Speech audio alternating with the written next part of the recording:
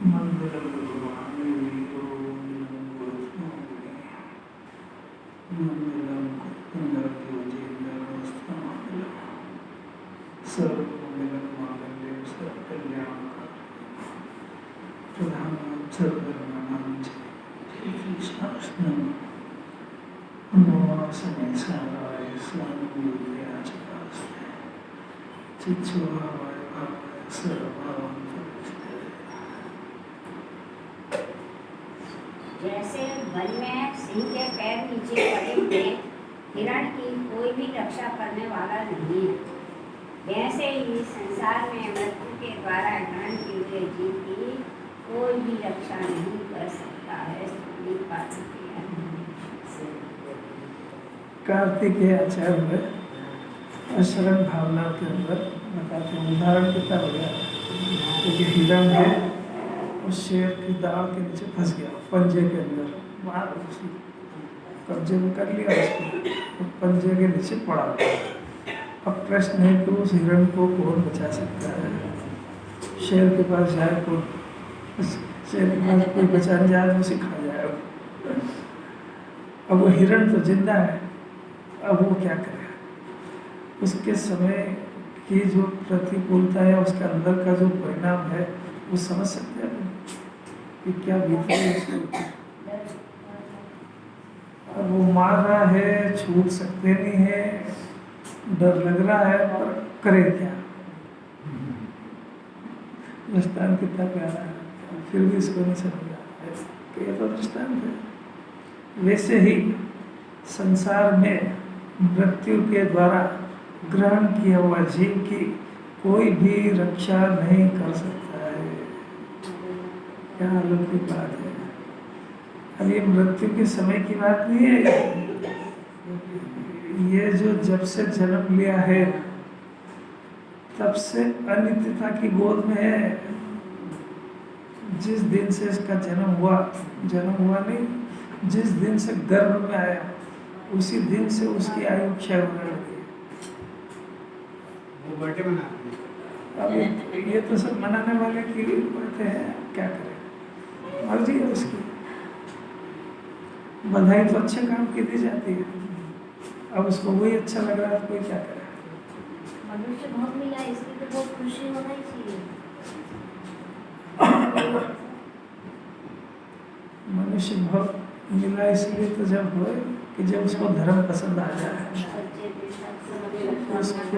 उसको जिनवानी सुहाने लगे, और उसको ये जो मनुष्य भाव मिला है, तो इसमें अनंत ज्ञान दर्शन सुख को प्राप्त करने की विधि सीखना समझना चाहता हो तो मनुष्य भाव मिला काम का है। नहीं तो तीरंज के जीवन में और इसके जीवन में अंदर तो नहीं है। यहाँ तो जैसे ही उसका गर्भ में आया वैसे ही इस जन्म की जो आयु क्षय होने लगी, अनित्यता की गोद में चला गया।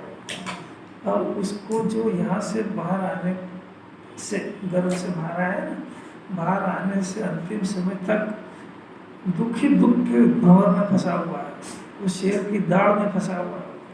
वो कितने रुदन करे तो उसको वो जो दुख हो रहा है उससे कौन बचा सकता है, ये प्रश्न चल रहा है। जो मानसिक दुख है ना, ये बड़ों का क्या करे, वो जो बच्चा पैदा हुआ ना वही टेंशन में पैदा होता है। तो वो बोल नहीं सकता तो क्या करे, दुख तो है कि नहीं है। तो वो जो दुख है उसको, वो दुख पढ़ाई का बोझा, उसको कोई सभी काम का जो बोझा होता है उससे वो क्लेशित होता है। ये होता है, एक तो ये दिखे, और दूसरा है कि इससे बचाए कौन, कैसे बचाए? नित्य भावना बचा सकती है, नित्य भावना बचा सकती है।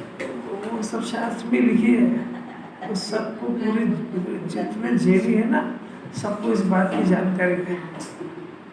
वो जानकारी मोक्ष का मार्ग नहीं है। नित्य तो सुना ही कहा उसने, उस द्रव्य नित्य है तो कहाँ तक कौन पूछेगा यहाँ तक। बहुत अलग की बात, जो रोज जानकारी की बात चलती है ना, इस समय देखो अभी अपनी चर्चा चलती है धीरे धीरे,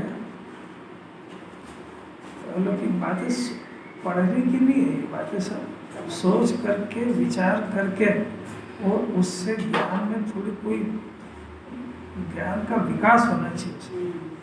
ज्ञान सत्य के नज़दीक जाना चाहिए, उस सत्य को स्वीकार करना सीखना चाहिए।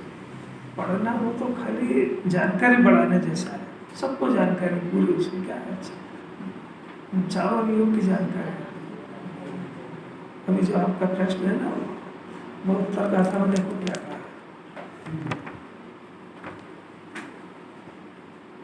72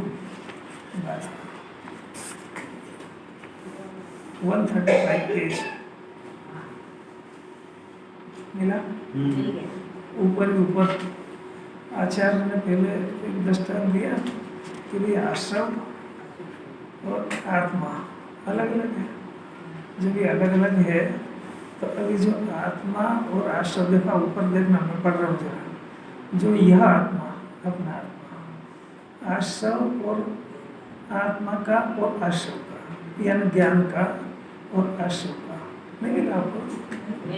राकेश जी को नहीं मिला? उसमें पेज अलग होगा ना, उसमें पेज हाँ, तो कोई बात नहीं।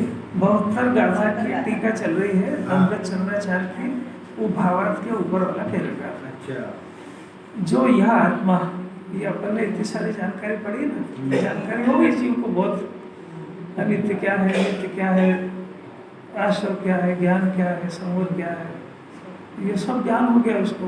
आपको आश्रव कहते हैं, जीव का ज्ञान है, आत्मा है, अनादि अनंत है, और ये सब इसको ज्ञान करा दिया। अब आचार्य टीकाकार अमृत चंद्राचार्य पूछ रहे कि जो यह आत्मा है और आश्रम है, इसका दो का इसको भेद ज्ञान हो गया। अब ये भेद ज्ञान है सो अज्ञान है कि ज्ञान, ऐसा प्रश्न है ना। अभी अपन ने सब इतना पढ़ लिया, अभी हर बोल दिया आपने फट से, क्या नित्य से नित्य की बात में चला जाए। तो आचार्य पूछते ज्ञान है कि अज्ञान, देखते जरा। यदि अज्ञान है तो आत्मा और आश्रम के अभेद ज्ञान से उसकी क्या विशेषता होगी? अगर आप उसको अज्ञान कहते हो तो फिर क्या विशेषता हो? तो पहले नहीं जानता था तो भी यही कर रहा था, मैंने आश्रम को स्व जान रहा था और अब ज्ञान हो गया, फिर भी आश्रम को स्व जान रहा है, तो भी ज्ञान है क्या? ज्ञान अज्ञानी जैसा तो इसका इतना ज्ञान है तो ये कुछ भी प्रवर्तन नहीं करा तो ज्ञान है क्या? ज्ञान गजब हो गया भाई। नहीं मालूम था उसको आश्रम क्या है, शरीर क्या है, तब तक इसको मान रहा था तो कोई बात नहीं, ज्ञान नहीं था। पर अब इसे पढ़ लिया और इसके ज्ञान में आ गई, जो जानकारी को ज्ञान मान रहा है उसकी बात चल रही है। तो अब जिनवाने कह रहे कि ये जानकारी इसके ज्ञान में कलेक्ट हो गया। अब ये ज्ञानी है क्या अज्ञानी, ये प्रश्न चल रहा है। ज्ञानी है क्योंकि जानकारी की है। हमारे प्रश्न हो गया क्योंकि हम आश्रम और ज्ञान में भेद बता रहे हैं, मानते रहे, तो हमारे साथ कोई, इसीलिए तो आचार्य कह रहे हैं कि ये जानकारी वाले ज्ञान को ज्ञान नहीं कहते। ज्ञान समझ में आ रही कि यही तो बात कह रहे हैं बार बार, यही तो कह रहे हैं बार बार। अरे जब तक तुमको डॉक्टर ने कह दिया कि बीड़ी सिगरेट पीता तम्बाकू खाता मर जाएगा, अब उसके बाद में खा रहा है तो उसको डॉक्टर की बात है, उसका ज्ञान हुआ कि नहीं हुआ? जब तक पी रहा है तब तक तो ज्ञान नहीं होगा, छोड़ देगा तो ज्ञान होगा। वो तो दृष्टांत है। अब यहाँ आश्रम को तो छोड़ नहीं सकता है, यहाँ तो समझने की बात है। इस जिनवाणी जो है ना, इस जीव को अनादिकाल का गृहित मिथ्यात्व है, इसको विवेक नहीं है। तो जिनवाणी देख एक बात का विवेक कराएंगे, तो विवेक कराने के बाद इसको ये इसका परिचय भी कराएंगे, खुद को परिचय हो जाएगा कि मैं ऐसा ऐसा अध्ययन करता था, देवी देवता को भी पूछता था, जिनवाणी के अनुसार जो पूजनीय नहीं है उनको भी पूछता था, सब करता था। अब जब इसने जिनवाणी पढ़ी, मान लो कि शांति धारा करता था और अब जिनवाणी पढ़ी और उसको ज्ञान हो गया और फिर भी कर रहा है, तो फिर क्या समझ में आया उसको? नहीं समझ में आया, अज्ञानी रहा है। तो मतलब इस पढ़ाई का क्या रिजल्ट रहा है ये पूछ रहा है, नहीं रहा ना कुछ भी। तो जैसे ही इसको कोई सत्य बात समझ में आती है, लिखे हुए से नहीं, दुनिया कर रही उससे नहीं, अपने तर्क न्याय से कि ये बात सत्य हो ही नहीं सकती, ऐसा वो कर रहे हैं इसलिए मैं करूँ, ये नहीं बात है। बात ये है कि वो दुनिया कुछ भी कर रही हो, ये जो मेरे तर्क न्याय में नहीं बैठती है, ये गलत है, ये तत्काल छोड़ दे, तो जिनवाणी समझ रहा है। और अगर वैसे की वैसे हमारे तो पूर्वज कर रहे हैं, इतने लोग भी तो कर रहे हैं, ये तो तूने फिर तत्व क्या सुना? नहीं समझ पाते तो तत्काल छोड़ दे। तो अब जैसा यही है, ये जीव अनादि से शरीर को स्व जा रहा है, तो शरीर को छुड़वाने की तो बात नहीं कर रही जीव। राग को स्व जा रहा है, उसको भी छुड़वाने की नहीं कर रही है, पर शरीर और राग पर है, ऐसा अगर उसका ज्ञान काम नहीं कर रहा है तो ये जिनवाणी पड़ी हुई किस काम की? कि वो सिर्फ जानकारी के कोटे में गई, लाभ कुछ भी नहीं। और कठिन सुनना, जिनवाणी के पढ़ते समय कोई से भी सुनो, अगर इसके परिणामों के अंदर विशुद्धि नहीं हुई तो ये खाली जानकारी के कोटे में गई। जैसे वो न्यूज़ पढ़ता है ना, विशेषार्थ पढ़ता है, क्योंकि जिनवाणी पढ़ने का रिजल्ट तो विशुद्धि का भी बढ़ना था। अब ये इसको कहाँ फुर्सत रखती है? कहीं भी आप सुनो, विशुद्धि भी नहीं बढ़ रही है और ज्ञान बढ़ रहा है, तो काम का क्या होगा? अब इसकी शिकायत करेगा, दो शिकायत कि मेरे को समझ भी भले आ जाती पर याद क्यों नहीं रहती, उतरती क्यों नहीं, कि साथ में विशुद्धि नहीं देते रहे।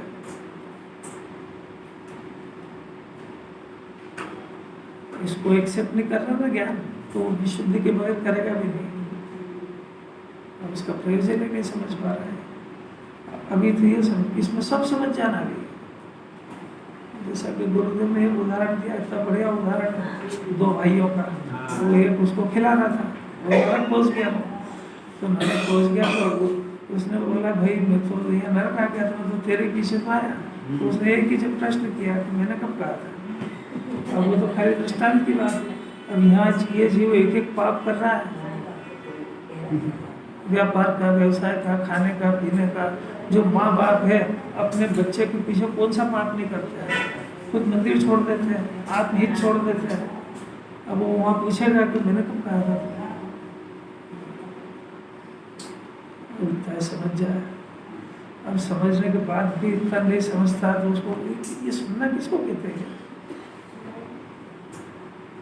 मैंने कम से कम थोड़ा ब्रेक तो लगे उसके। पाप अपने लिए चिंता करता है, उसे अनंत गुना परिवार के पीछे करता है। वो बेचारा भोला जीव समझ नहीं पा रहा कि इसका फल मेरे को अकेले भोगना पड़ेगा। ऐसा समझे तो जिनवाणी हंसते हंसते उसको मोक्ष चला जाएगा, क्योंकि बहुत सारे पाप तो अनावश्यक करता है वो, जिनके बगैर इसका काम चल सकता है। जिनवाणी सिर्फ अनिवार्य हिंसा की छूट दी है, अनिवार्य पाप की दी है, स्वच्छंद होने की छूट नहीं दी है। अभी बारिश में कहीं नहीं जाए तो चल सकता है, फिर भी मैं तो घूमने जाऊंगा, हरियाली देखने जाऊंगा। मरेगा हरियाली में पैदा हो जाएगा, क्या करेगा तो?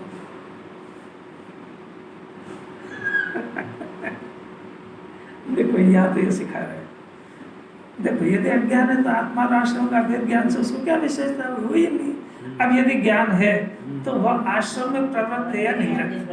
भाई तूने जब ये बात सुन ली ज्ञान की, वो तू पहले की तरह ही उसमें प्रवृत्त है, तो फिर क्या सुना तूने? प्रवृत्ति ज्ञान ने जब जान लिया तो उससे निवृत्त हो जाना चाहिए ना उसको, ये उसका चिन्ह है। बताओ 72 गाथा में आचार्य बात कह चुके, अपन 387 में आ गए। अपना ज्ञान आश्रम में पहले की तरह ही प्रवृत्त है कि थोड़ा थोड़ा निवृत्त होने का प्रयत्न कर रहा है। शरीर की चिंता में पहले जैसा डूबा था अनादिकाल से बिना जिनवाणी सुने, और आज भी वैसे डूब रहा है, तो प्रवृत्त है कि निवृत्त? परिवार की चिंता में पहले जैसा डूब रहा है और अभी भी यहाँ तक 387 तक आ गए, वैसी की वैसी चिंता में प्रवृत्त है कि निवृत्त? तो ये क्या कर रहा है? वो तो 72 गाथा में सिखाया है, ऐसी पढ़ाई होती ही नहीं है। भाव ब्रह्मांड ना भरया, ऐसी बातें हैं समय सारे। यदि आश्रम में प्रवृत्त होता है तो भी आत्मा और आश्रम के अभेद ज्ञान की कोई विशेषता ही नहीं हुई, और यदि आश्रम से निवृत्त है तो बस ज्ञान में तो बंध का निरोध सिद्ध हो गया। क्या गजब की बात है, सब अमृत है, अमृत। एक बार उसके परिवार की महिला को समझा दिया कि भाई ये तू जहाँ जा रही है वहाँ जाना ठीक नहीं है, बस खत्म बात। फिर भी वो जाए तो सब जगह समझ जाता है, वो यही नहीं समझता। एक बार तेरे को बता दिया कि तेरा हित कहाँ होता है, अहित कहाँ होता है, कैसे प्रवर्तन में तेरा हित होता है, कैसे प्रवर्तन में तेरा अहित होता है। तो जिनवाणी बार बार थोड़ी कहेगी और आपके पीछे थोड़ी लगी रहेगी। आपका ज्ञान है, आप जानो जो करना करो। उसकी सजा तो जीव अकेले ही भोगेगा। खुद ने नहीं खाया और परिवार को तो खिलाया, तो वो जिन्हें खा गया वो नहीं गया नरक। अब देखो अपनी तो बात ये चल रही भावार्थ की, बहुत अद्भुत बात है। आलोचना का भंग चल रहा है, अमृत चल रहा है। चार देव अपने को सिखा रहे हैं कि आलोचना का कल्प कहते हैं, यानी आलोचना क्या होती है, जिनवाणी में आलोचना किसको कहते हैं ये बता रहे हैं। ये वर्तमान परिणाम से निवृत्त हुआ, तो वर्तमान परिणाम से निवृत्त हुआ तो देखो न जरा इसकी श्लोकार्थ की अंतिम लाइन बहुत अमृत है। ये सब की आलोचना करके ये देखो श्लोकार्थ, निश्चय चारित को अंगीकार करने वाला कहता है। निश्चय चारित ना, व्यवहार चारित तो बाहर की बात है कि आत्मा के आश्रित मोह के विलास से फैला हुआ ये उदय माथा वक्र, यानी जो राग द्वेष का परिणाम, ये आत्मा की चीजें नहीं है। अभी यहाँ पर इस विकार से भेद ज्ञान कराने की गाथा है, ज्ञान को जागृत कराने की है, विभाव से भेद ज्ञान कराने की है। इसलिए आचार्य इस भाव से भेद ज्ञान करा रहे, भेद ज्ञान कराने के लिए इस परिणाम का कर्ता कर्म को कह रहे, जीव को नहीं कह रहे। अब यहाँ वो पुराना ज्ञान घुसेड़ के मत कहना कि वो तो जीव में होने वाला परिणाम जीव का है और शुद्ध में सरस, ये कुछ ज़्यादा दिमाग नहीं लगाना चाहिए। आचार्य जो कह रहे हैं वैसा मानना। क्या कह रहे हैं कि परिणाम हो रहा है, क्या हो रहा है कि जीव नहीं कर रहा है, उसको कर्म का उदय करा रहा है, डेढ़ साल। तो उसको उस परिणाम को कर्म के खाते में डाल करके स्वभाव को देखना, ये आचार्य को करवाना है। इसी एंगल से जिम्मानी सुनना, ये नहीं देखना कि मैं कर रहा हूँ और अनादेश हो रहा है और मेरे अंदर करने से मेरा है, वो सब एंगल दूसरे। यहाँ तो सब प्रकरण बदलते जाते हैं। अभी आचार्य का उद्देश्य आलोचना करवाना है। किसकी कराना है कि गंदा काम है उसकी। गंदा काम क्या है कि पाप और पुण्य का परिणाम। ये करता कौन है कि अभी तक तो मान रहा था कि मैं ही करता हूँ अनादि से। तो आचार्य ने पहले बताया स्वरूप रखा सामने कि नहीं, ये जो परिणाम है ये गंदगी है, तेरे स्वभाव से मैच नहीं खाती, तो ये तो विकार उत्पन्न हो गया, ये बात सही है। तो तेरे अंदर हुआ ये भी सही है, पर ये तेरा स्वरूप नहीं है। इसलिए न राग में हूँ और न राग मेरा स्वरूप है। ज्ञान में हूँ, ज्ञायक में हूँ, रागादि परद्रव्य। रागादि को कर्मकृत परिणाम जानो, स्वकृत परिणाम मत जानो। अनादि से रागादि के परिणाम को स्वकृत अपना किया हुआ जान रहा है, और जब अपना किया हुआ जानेगा तो भेद ज्ञान के रास्ते बंद हो जाएंगे। क्योंकि जो अपने परिणाम से भेद ज्ञान थोड़ी होता है। लॉजिक समझ में आ रहा है? जब जीव स्वच्छंद होने लगेगा तो यही आचार कहेंगे ये नहीं चलता है, ये जो तेरे अंदर हो रहा है सब परिणाम तेरा है। और अभी भेद ज्ञान का प्रकरण है, इसलिए इसका परिणाम नहीं है। सब जगह जहाँ जैसी बात कही जाए वहाँ वैसा समझना, जहाँ जहाँ जैसे योग्य छे तहाँ समझू ते, ये जिनवाणी का मर्म है। और जो बात चल रही है उससे अपना प्रयोजन सिद्ध कर लेना।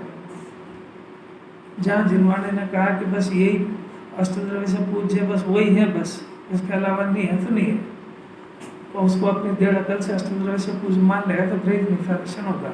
तो जिनवाणी की परंपरा से हटके जो काम किया जाता है उसको ग्रहित मिथ्या दर्शन कहते हैं। नया ग्रहण कर लिया इसने, अनादि की परंपरा में ये बात नहीं थी।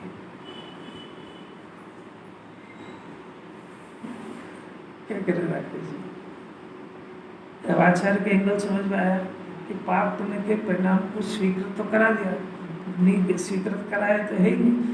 अगर पाप और पुण्य के परिणाम को स्वीकृत ही नहीं करेगा तो विभाव भी स्वीकृत नहीं हुआ, जो 4 लाख में स्वीकृत ही नहीं हुई, हो तो रहा, इसको मंजूर कर लिया। अब उससे वेद ज्ञान करा है कि तेरे अंदर हो रहा है, परंतु ये कर्म परिणाम है, कर्म का किया धरा है, मेरा किया धरा नहीं है।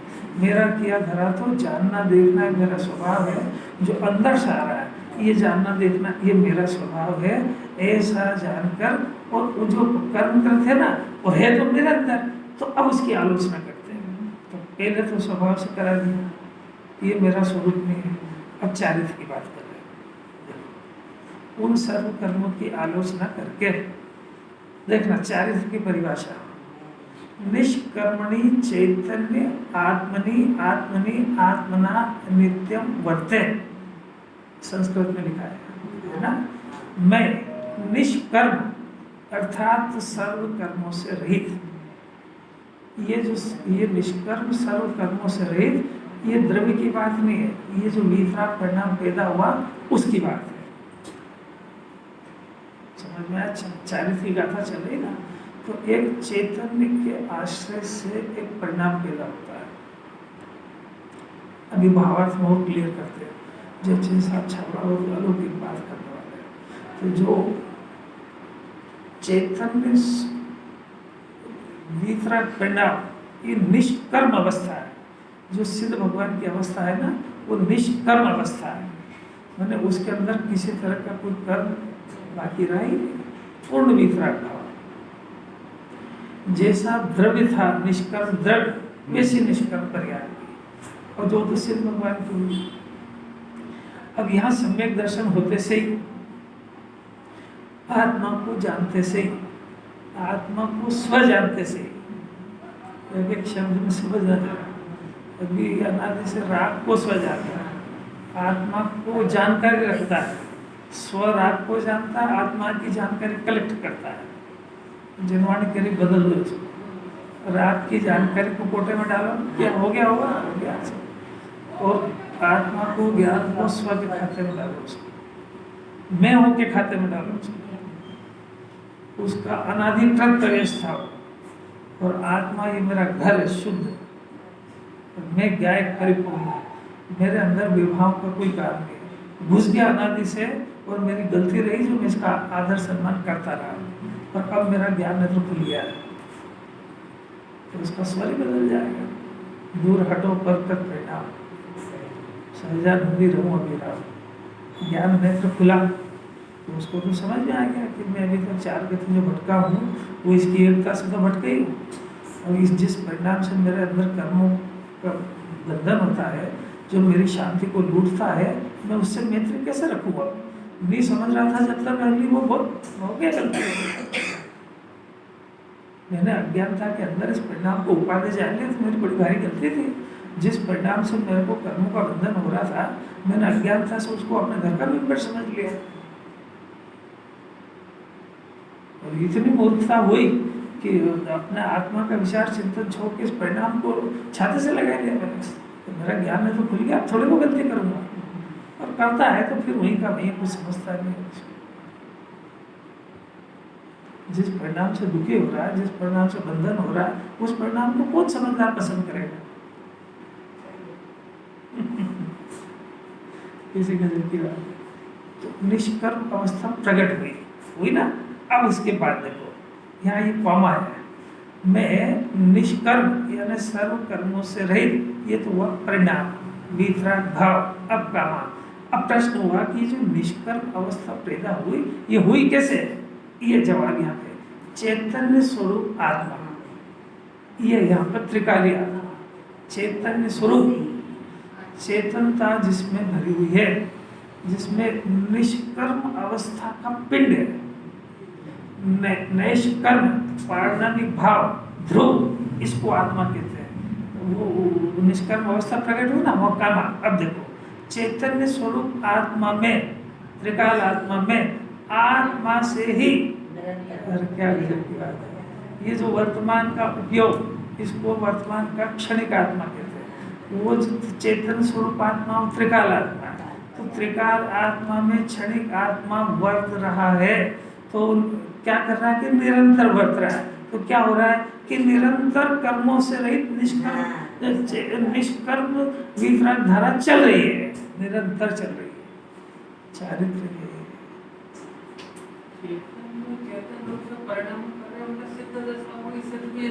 सिद्ध के परिपूर्ण हो गई है, इसकी शुरुआत हुई है। सम्यक दर्शन के बाद में चारित्र की दशा हो रही है ना, तो अभी इसके जो बाकी की जो कषाय बच गई है, वो अभी गौण रूप से अभी उसकी बात नहीं कर रहे हैं। वो सिद्ध भगवान भी यही काम कर रहे हैं। उनके वो जो थोड़ा बहुत है, जो रागादि का परिणाम है, जो कषाय है, उनके है ही नहीं। और इसके जो चल रही है, तो इसका लक्ष्य भी निष्कर्म वो जो ज्ञान है, ये जो दूसरा वाला आत्मा है, यानी वो जो उपयोग वाला आत्मा है, ये चेतन स्वरूप आत्मा में ही रह रहा है, तो सिद्ध जैसे ही काम कर रहा है। तो इधर जो कषाय उत्पन्न हो ही नहीं रही है, अबुद्धि पूर्वक पड़ी हुई है, तो उनका काम और इसका काम सेम हो गया। इसीलिए तो सिद्ध का लघुनंदन कहते हैं। सही तरह से आलोचना करें तो सिद्ध जैसे दशा में हो जाएगी, हो गई। उसके लिए सबसे पहले तो सिद्ध जैसा अपना स्वरूप की स्थापना हो गई, तो अब उसका स्वर सब बदल गया।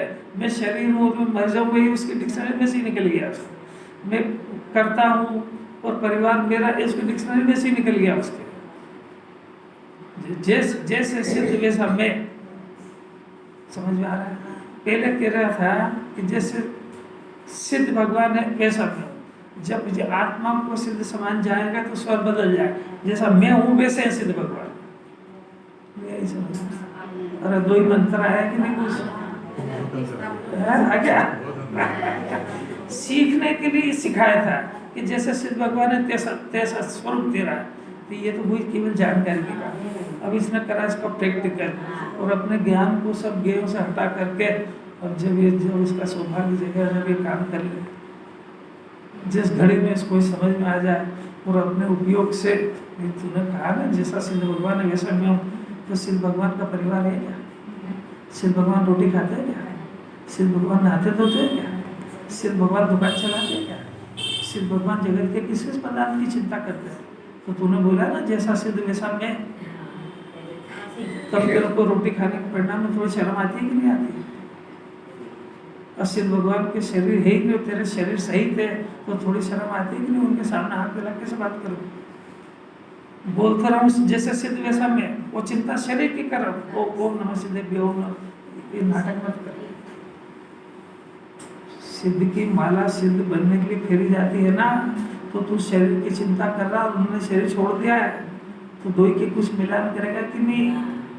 सिद्ध भगवान तेरी जब तुलना करेगा तो द्रव्य से करेगा, गुण से करेगा, पर्याय से करेगा और संयोग से करेगा। अरे करेगा कि नहीं? तो उनके द्रव्य गुण और मेरा द्रव्य गुण तो समान है, और उनकी पर्याय के अंदर अनंत चतुष्टय चल रहा है, तो इसकी पर्याय में अनंत अनुबंधी चल रही है, तो मैचिंग नहीं हो पा रही है ना। उनके संयोग में शरीर है ही नहीं, मेरे संयोग में शरीर है, कोई बात नहीं, ये अंतर आ गया ना।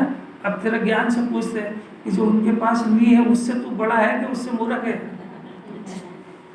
नहीं आ रही समझ? उसे सिद्ध भगवान से तेरे पास अधिक है, अधिक वाला तो बड़ा ही होता है। कुछ तर्क नहीं आया समझे? जो भी कुछ एक्स्ट्रा है वो सारी कचरा है, और जो ज्ञान उस कचरे को अवेरता है, बस अब उसके लिए क्या कहना, ये उसी का नाम जिनवाणी के अंदर मिथ्या दर्शन। और फिर सिद्ध बनने की भावना, भाई अरबी इस कचरे को तो दूर तो देख, और रोज निकालने की भावना तो बात ही, कचरा कब दूर हो तो किसी दिन सिद्ध जैसा बन जाएगा। अब तो कचरा कोई अपने प्रॉपर्टी के खाते में डालेगा, कचरे से तो इस सिद्ध भगवान की माला फेरने का अधिकार भी चला जाएगा पास से, ज्यादा दिमाग लगाया तो।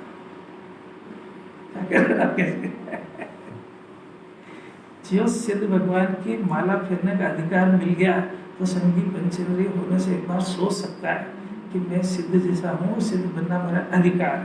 पर अगर ये तूने काम करा, कौन सा, जो उनके पास नहीं था, उसको कचरा नहीं समझ पाया और उसको अवेयरने का और अपना मानने का प्रयत्न करा, तो अगले जन्म में सिद्ध भगवान की माला फेरने लायक भी नहीं रहेगा, बनना तो बहुत दूर की बात है। क्योंकि यहाँ कोई बनाने का प्रावधान नहीं, वो आशीर्वाद दे देंगे तो बन जाएगा। यहाँ तो जो काम ज्ञान से होता है वो ज्ञान से ही होता है। कभी सुना नहीं, इसने कभी कल्पना भी नहीं करी कि जिनवाणी इतनी सरल भी हो सकती है। अभी कितने शास्त्र पढ़े थे, बात समझ में आया उसको। जबरदस्ती काय को नाटक करता, तेरी बुद्धि नहीं चलती, माथा नहीं चलता, वो सरल बात क्यों नहीं सीख लेता है? निष्कर्म दशा, अरे कितनी बड़ी बात समझ में आई कि जो काम सिद्ध कर रहे हैं वो सम्यक दृष्टि यहाँ कर रहा है, उसको निष्कर्म अवस्था पसंद आ गई है। तो निष्कर्म अवस्था कैसे पसंद आई है अपन पूछ रहे हैं, तो वो निष्कर्म स्वभाव के आश्रय से आई है, उसको यहाँ लिखा है। वो निष्कर्म दशा कैसी है? चैतन्य स्वरूप आत्मा है, निष्कर्म अवस्था है, द्रव्य है, पारमाणिक भाव है, ध्रुव है, अचल है, अनुपम है, कुटस्थ है, अनंत गुणों को अनंत गुण उसमें नहीं होंगे तो अनंत गुणों का प्रगमन कैसे होएगा? ऐसा आत्मा में आत्मा से ही पहली बार स्वीकार करे तो ज्ञानी बन जाता है, और फिर निरंतर वर्ते, इसका नाम चारित्र है। आलोचना होगी उसकी। अब वो गंदा परिणाम बच गया है, बुद्धिपूर्वक पसंद नहीं करते उसको। अब बुद्धिपूर्वक रह जाए तो रह जाए, जब जाएगा चला जाएगा। अब देखो भावार्थ में और सरल करते हैं। विशेष ज्ञान चेतना यही हुई ना। हाँ, ये विशेष ज्ञान चेतना हो गई ना। चारित्र किसको कहते हैं? विशेष ज्ञान चेतना हो गई। विशेष ज्ञान चेतना यूँ तो साथ में से होती है, समझ लो सब इसको। चारित्र चल रहा है ना। ज्ञानी का चिंतन कौन बताएगा? मुनिराज अंदर में क्या करते हैं ये बता रहे हैं वो। अब यहाँ तो कुछ है ही नहीं, तो वो क्या बताएंगे? वो बताएंगे कि भाई जबरदस्ती आज आहार नहीं मिला, आँख नहीं मिली तो पेट में चूहे कूद रहे, फसेन कर रहे उसको। और ये मुनिराज को तो भूख ही नहीं लगती है, तेरे को पता ही क्या है इस पर। भावार्थ देखो, बहुत ही अद्भुत है, एकदम अद्भुत। वर्तमान काल में कर्म का उदय आता है। किसको आता है? ज्ञानी को, ज्ञानी को, सभी को आ रहा है। अब सभी की बात नहीं कर रहा, बंद नहीं कर रहा है कि एक हर जीव को ये वस्तु स्वरूप है, जगत का स्वरूप है। अब ये कर्म का उदय नौ कर्म भी है और भाव कर्म भी है। यहाँ मुख्यतः भाव कर्म की है, राग देश के परिणाम की। नौ कर्म भी कर्म के उदय की सामग्री है, जीव की नहीं है।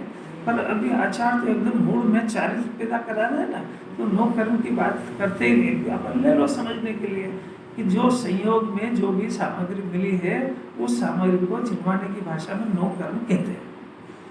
नौकर चाकर, गाड़ी बंगला, पुत्र पत्नी बच्चे, धन दौलत, जो भी कुछ इस शरीर से बाहर की चीजें, उन सब का एक नाम नौ कर्म है।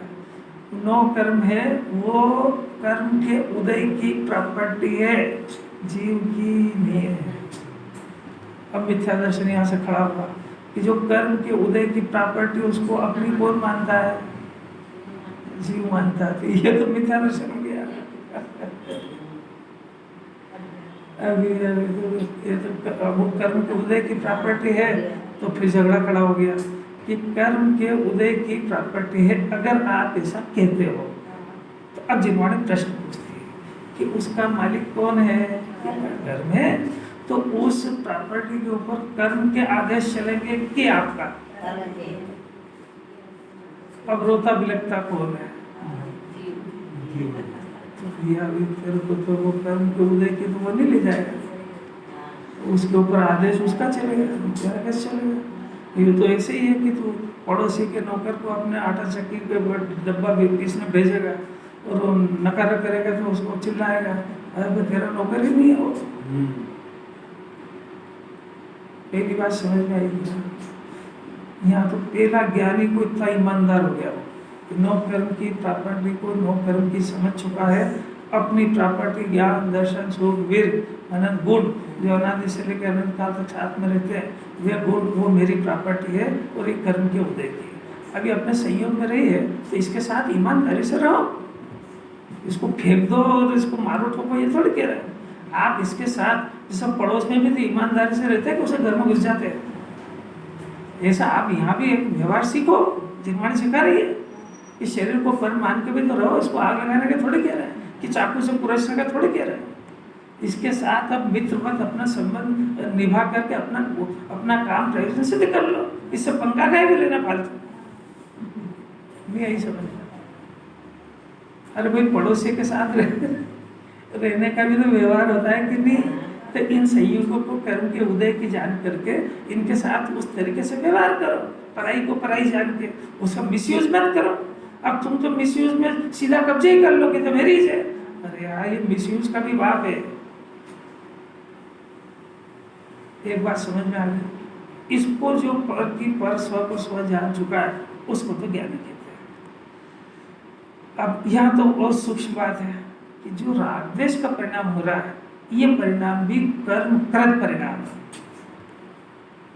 पहला नंबर का भेद ज्ञान हो गया, उसके बाद बातचीत। जो राग द्वेष का परिणाम उत्पन्न हो रहा है चौथे में भी होता है, पांचवें में भी होता है, छठे में भी होता है, सातवें में तो निर्विकल्प दशा है। तो जो भी जिस भूमिका का जो परिणाम उनके उत्पन्न हो रहा है उसके संबंध में आचार विचार कर रहे हैं, उसके विषय में समझ में आ गया। राग द्वेष का परिणाम होता है, ये कर्म का उदय है, जीव का परिणाम नहीं है। जीव का उदय तो ज्ञान है, जीव में भी उदय चल रहा है, जीव के उदय में ज्ञान दर्शन चल रहा है, जानना देखना चल रहा है। वो जो राग द्वेष होता है कर्म के उदय की चीज है। अब जो हो रहा है तो ज्ञानी तो जान चुका है, एक तो मेरा परिणाम हो रहा है और कर्म के उदय का हो रहा है। तो अब जो कर्म के उदय का होगा तो उसको समाधान तो चाहिए ना, तो समाधान को विचार करते हैं, अंदर का बताते हैं। देखो उसके विषय में ज्ञानी यह विचार करता है, यानी ऐसा जानता है। अरे मुनिराज सामने भी बैठा हो ना फिर तो प्रेमचंद ही समझाए, इसमें तो सरल लिखा है। और आज जो बात समझ में आ रही है इसकी पूर्व की लगातार सुनने की मेहनत का फल है। ये कोई एक दिन में जीवाणी समझ में नहीं आती है। ये किसी को नए को लिया और उसको बिठा तो कहीं कौन सी बातें कर रहे थे, मेरे बस के बाहर है। ये प्रॉपर्टी पैसे से नहीं खरीदी जाती है। जो ज्ञान का विकास हुआ है ना वो उसका खुद का उसकी निजी प्रॉपर्टी है। अब देखो कि भाई जो ऐसा विचार करता है या ऐसा जानता है कि पहले जो मैंने कर्म बांधा था उसका ये कार्य है। जो रागद्वेष का परिणाम हो गया ना, उसका भूख लगी, ज्ञानी को नहीं लगती है, व्यापार व्यवसाय का परिणाम हुआ, व्यावसायिक का परिणाम हुआ, विकार तो ही ना, चौथे गुण स्थान में सभी कुछ हुआ। वो ऐसा विचार करता है कि ये तो जो कर्म बांधा था ये उसका कार्य है, मेरा तो ये कार्य है ही नहीं। अरे कैसा गजब की बात, क्या भेद ज्ञान की कला है। अंदर हो रहा है, ज्ञान जान रहा है और कह रहा कि ये उसका किया धरा है, मेरा नहीं है। मेरा किया धरा तो मेरा जानना देखना स्वभाव है। अब आगे देखो, मैं इसका करता नहीं हूँ, वहाँ भी लगा लो, नौ कर्म की जो सामग्री मिली मैं उसका करता। तो शरीर को टिकाने का, स्वस्थ रखने का, बच्चों को टिकाने का, बच्चों के ज्ञान का तो करे ही जा रहा है, उसको कौन रोके। अरे भाई जो चीज़ तेरी नहीं है तो उसका करता स्वामी कैसे बनेगा। कितनी मीठी बात इसको समझ में आ जाए। वो करना कुछ भी नहीं, अंदर ज्ञान सेटेड हो जाए तो बस ये जैसा समझ जाए कि पड़ोसी है, अपना नहीं है तो उसके साथ अच्छा व्यवहार करेगा, बस कदम पाए। जब कोई अच्छी मिठाई बनेगी ध्यान है उसको, अच्छा खुश रहेगा। ऐसे थोड़ा सा शरीर का ध्यान रख लेना, खुश रह जाएगा। इससे जबरदस्ती पंगा लेगा कि थक गया तो भी मैं तो पढ़ूंगा, अरे तेरी कमर टूट जाएगी। इसको भूख लग रही है तो इससे समझौता करके जो इसको चाहिए वो दे देना, तो तेरे को काम करना देगा तेरा। जबरदस्ती उससे पंगा लेगा तो बिठा देगा, लेटा देगा वो। मैंने कभी नहीं बांधा। अभी जो फल आ रहा है वो किसी भगवान ने नहीं दिया आपको। अभी वर्तमान में जो सामग्री मिली है इस बात की सिद्धि करती है कि ये जीव अपराधी है और ये सब अपराध की सजाओं के फल है। जिसको जो पुत्र मिला, पत्नी मिली, बच्चे मिले, माँ बाप मिले, जो भी कुछ मिला है, जैसे पुलिस वाला भी चलता है और उसके साथ में चोर भी चलता है, पकड़ा गया अपराधी भी। अगर अपराधी ज़्यादा खतरनाक है तो उसके हाथ में बेड़ी होती है। अगर कोई गाय मारने पीटने वाली तो उसके गले में डंडे डाले जाते हैं। तो ये हथकड़ी और डंडे किस बात की सूचना है? आप इससे सावधान रहना है। ये अपराधी है और ये आपके साथ अपराध कर सकता है, समझ में आया? तो ये सिद्ध भगवान वास्तविक स्वरूप है जगत का, और इस जीव को शरीर मिला है, इसको परिवार मिला है, ये इस बात की सूचना है कि ये जीव अपराधी है। समझ में आया? है तो अपराधी पर थोड़ा सज्जन टाइप का है। पागल दो तरह के होते हैं, एक तो वो ऐसा होता है कि किसी को नुकसान नहीं पहुंचाता, बड़ बड़ बड़ खड़ा करता है, और एक ऐसा होता है कि किसी घर में घुस जाए, मारा पीटी करे, धन छीनिया है, तो इतना बड़ा पागल नहीं है, और है तो पागल। क्यों, कैसे जाना? ये संयोग बता रहे हैं इसको। ये कर्म के फल है जीव के, तो कर्म अपराधी के बनता है कि निरपराधी के? तो ये अपराध का फल है ना। कैसे समझ में आ जाए इसको?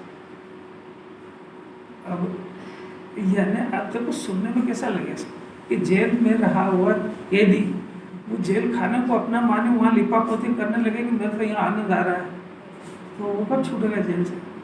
ऐसा ये जीव, ये शरीर मिला है और घर परिवार मिला है, सेवा कर करके मर गया उनकी, और फिर भी कहता है कि मेरे ही तो छूटा है कर्म।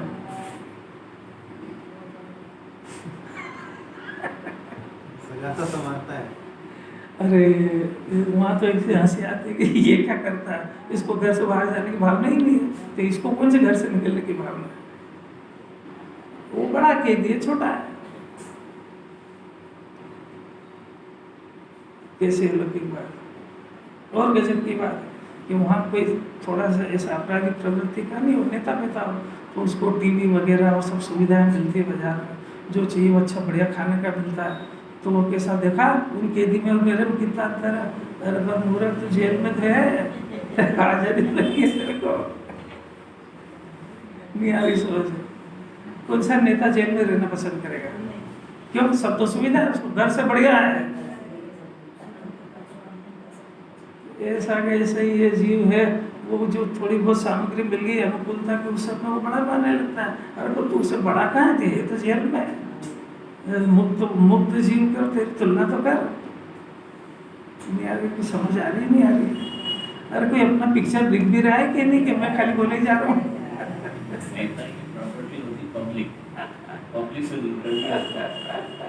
अब देखो मेरा तो ये कार्य नहीं है, ज्ञानी का चिंतन चल रहा है, अज्ञानी का आप अपने अंदर देखते जाना। वो जो है पहले जो कर्म बाधा था उसका यह कार्य है, उसकी बजाय वो कहता है कि सब मेरा कमाया हुआ है, मेरी प्रॉपर्टी है, मैंने कितनी मुश्किल से कमाई है, और ये बच्चे भी मेरे हैं और ये धन भी मेरा है, कि अभी तेरी दिल्ली बहुत दूर है। और फिर दूसरी बात है, ये सब मेरे ही कार्य है और मैं इसका करता हूँ। यहाँ कह रहे हैं कि ये ना तो मेरा कार्य है और ना मैं इसका करता हूँ, फिर क्या है? मैं तो शुद्ध चेतन मात्र आत्मा हूँ। ये इसके अंदर से कब आवाज निकल जाए?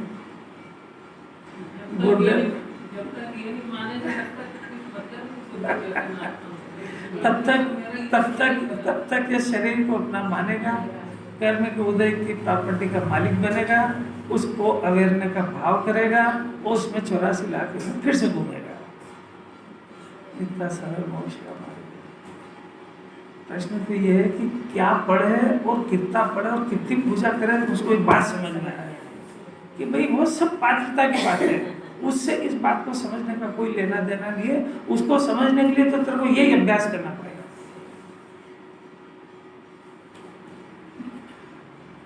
आज चाहे तो आज कर ले, वो 150 साल बात करना, 150 भाव बात करना, तब भी करना तो यही पड़ेगा। तेरे को अवैध प्रॉपर्टी का कब्जा तो छोड़ना पड़ेगा।